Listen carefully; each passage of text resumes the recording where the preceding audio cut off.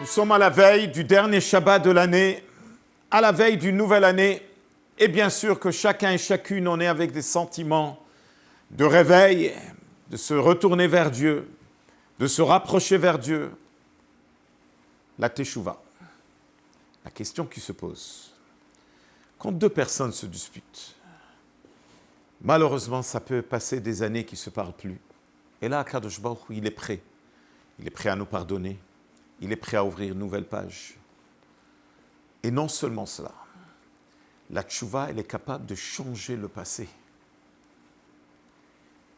Et là, la grande question qui se pose, comment est-ce possible?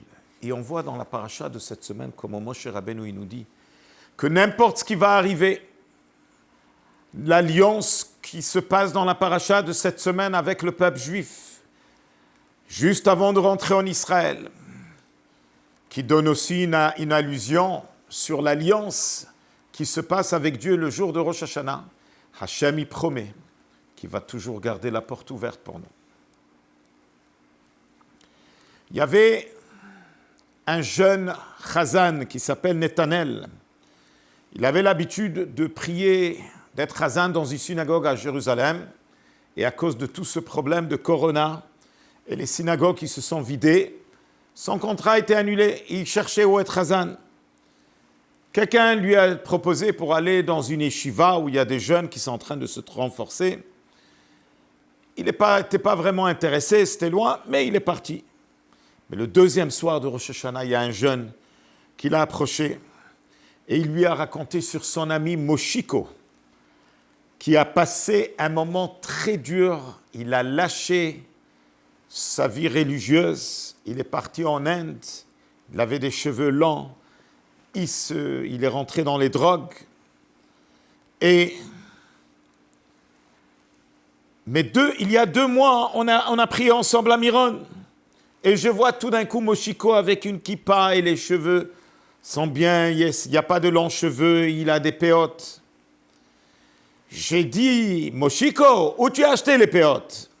Il a dit, je n'ai pas acheté, ils sont à moi. Il dit, je vais te dire ce qui est arrivé. J'ai rencontré un ami qui habitait juste à côté de mes parents. J'ai raconté à cet ami que j'ai abandonné, j'ai coupé le contact avec mes parents. Et sûrement, ils ne veulent même pas entendre sur moi.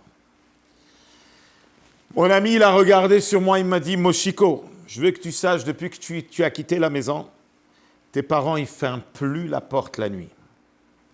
Ils la laissent ouverte 24 heures. Peut-être tu vas passer et peut-être tu voudras retourner à la maison. Eh bien, Kadosh Baruch aussi, il garde toujours la porte ouverte.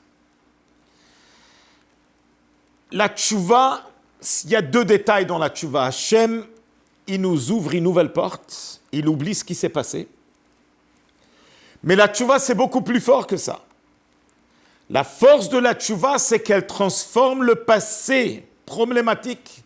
Elle lui donne une nouvelle lumière. Dans la fin de Masechet Yuma, le grand Émora Resh Lakish, il donne énormément d'espoir. Il renverse l'assiette et il dit, ne sois pas brisé de ton passé. Ne donne pas aux erreurs d'hier pour briser le succès de demain. Avec une bonne tchouva, hier peut se transformer.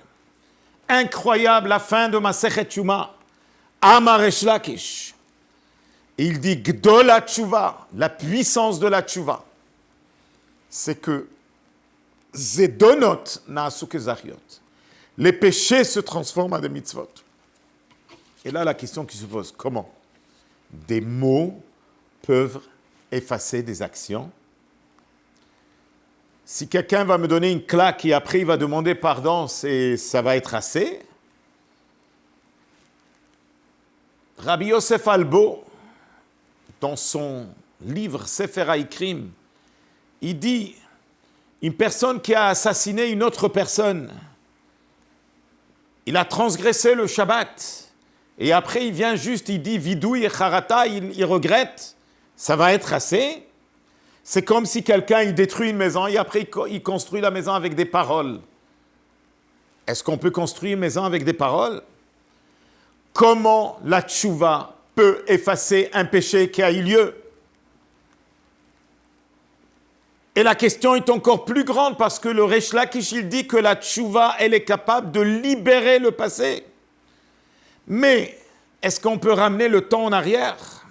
C'est quelque chose qui est sorti hors de notre contrôle.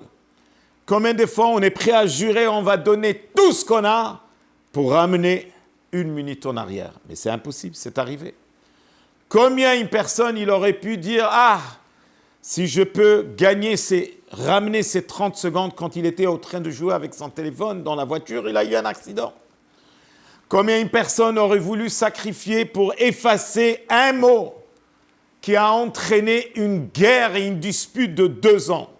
Mais il n'y a rien à faire. On ne peut pas pleurer sur du lait qui a été renversé. Alors comment ça se passe? Pensons sur un juif qui rentre à la maison, tard dans la nuit, il a très faim. Toute la journée, il court d'une place à l'autre, il n'a même pas rentré un morceau de pain. Son seul rêve, c'est de rentrer à la maison et trouver sur la table un bon morceau de poulet avec du riz. Mais sa femme a eu aussi une journée difficile, elle est déjà partie dormir à 7 heures du soir. Et c'est arrivé exactement mercredi soir quand tous les achats de la semaine passée sont finis. Et même le frigidaire est vide. Il n'y a même pas des tomates et des œufs. Et il perd contrôle. Il sort, il commence à courir. Et il cherche un endroit où il peut acheter un bon shawarma. Il ne se renseigne pas, il n'est pas intéressé, kasher, pas kasher. Il attrape le shawarma, il le mange.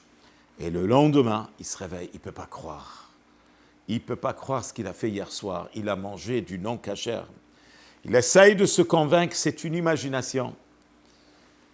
Mais son ventre le rappelle que oui, il a mangé du shawarma à 1h du matin. Il appelle tout de suite au travail, il dit « je ne rentre pas aujourd'hui ».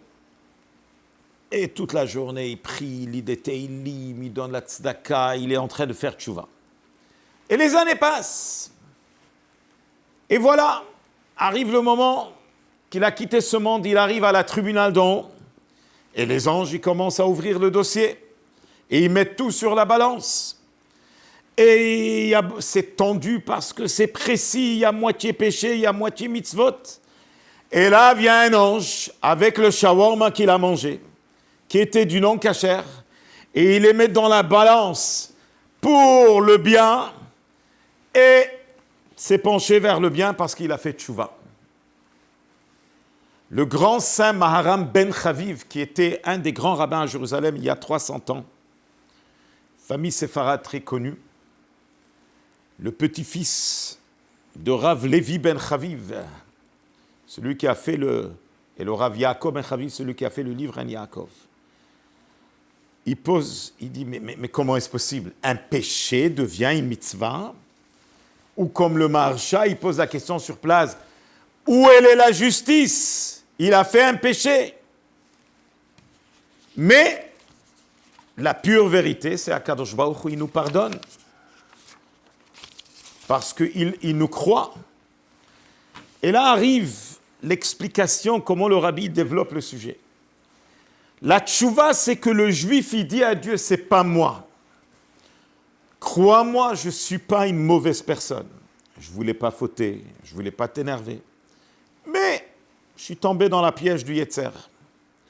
Si je peux ramener le temps en arrière, je ne l'aurais pas fait. Alors, arrive le mois d'Elul, et un juif, il n'arrive pas à dormir la nuit. Il demande du fond du cœur, pardonne-moi.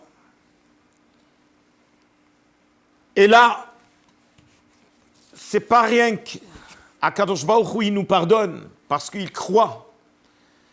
Il croit à notre pardon plus qu'il croit à notre faute. Il sait que ce n'est pas des mauvaises personnes. Et le pardon exprime notre pure vérité.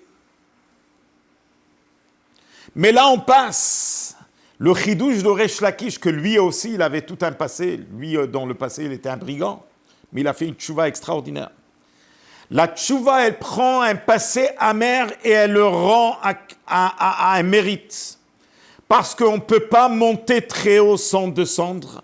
On ne peut pas se connecter fort sans un dispute. Personne ne veut descendre et tomber. Mais s'il y a une descente, ça fait partie du jeu. Et il faut la transformer à un nouveau beginning. La vraie tchouva, c'est qu'on dit à Dieu, patron du monde, le passé, non seulement que c'était une erreur, mais c'était un grand message. J'ai appris du passé. Et je vais faire beaucoup des efforts dans le futur. Je vais me connecter avec toi beaucoup plus fort. Et je prends sur moi un commitment que je n'ai pas pris dans le passé. Ça, c'est un tchouva qui vient d'un vrai amour. Alors prenons par exemple celui qui a pris le shawarma au milieu de la nuit. Eh bien, il a dit, je prends sur moi un nouveau cours que je n'ai pas pris avant. Alors voilà comment des péchés peuvent se transformer en des mitzvot. Parce que c'est eux qui ont préparé et qui ont fait qu'on peut arriver à la grande montée. Rabbi Eliezer dans Masechet Shabbat, il dit, non seulement qu'on a le droit de faire une brit mila, il dit que même marchir et mitzvah, dochim et Shabbat. Si une personne, il est bloqué Shabbat sans un couteau pour la brit mila, Rabbi Eliezer, il dit, il peut transgresser de couper le bois et d'allumer du feu et de fendre le métal et préparer un couteau pour arriver à la brit mila, parce que tu ne peux pas arriver à la brit mila sans préparer le couteau. Et la préparation, elle devient une mitzvah. C'est pareil aussi, cette personne qui a fauté, il n'aurait jamais arrivé à cette grande montée s'il n'y aurait pas eu cette faute. Et c'est ça que Akadosh Baruch Hu fait que cette tombée, cette piège, elle devient un mérite. Parce qu'il sait que le succès est composé non seulement des beaux minutes, mais il y a ceux qui viennent des descentes. Il y a une limite jusqu'à où on peut avancer avec le succès. Mais il n'y a pas une limite à ce qu'on peut avancer à travers ça qu'on est descendu. Le succès, tu l'as créé de le même sujet.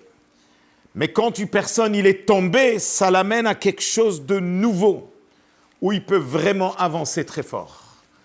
Alors voilà, quand on est à la veille d'une nouvelle année, c'est le moment de demander à Kadosh Baruch Hu, qu'on lui demande, au moment qu'on va sonner le chauffard, on va demander, on ne va pas se satisfaire à demander une bonne année de la santé, parce qu'aujourd'hui, c'est le grand balagan dans le monde, donc on a vraiment besoin de la santé. On a besoin de la parnassa, on a besoin de nachat de nos enfants, on a besoin de mariage des enfants. Oui, on a beaucoup de demandes, mais il ne faut pas oublier que la grande demande, sur ça, il faut mettre tout le paquet. Sonne-nous dans le grand chauffard pour notre libération. Tka beshofar gadol lecherutenu. Et sors-nous de cet exil amer. Et amène-nous Mashiach tzidkenu. Ktiva vachatima tova, shana tova umetuka, et shnat geula, Shabbat shalom.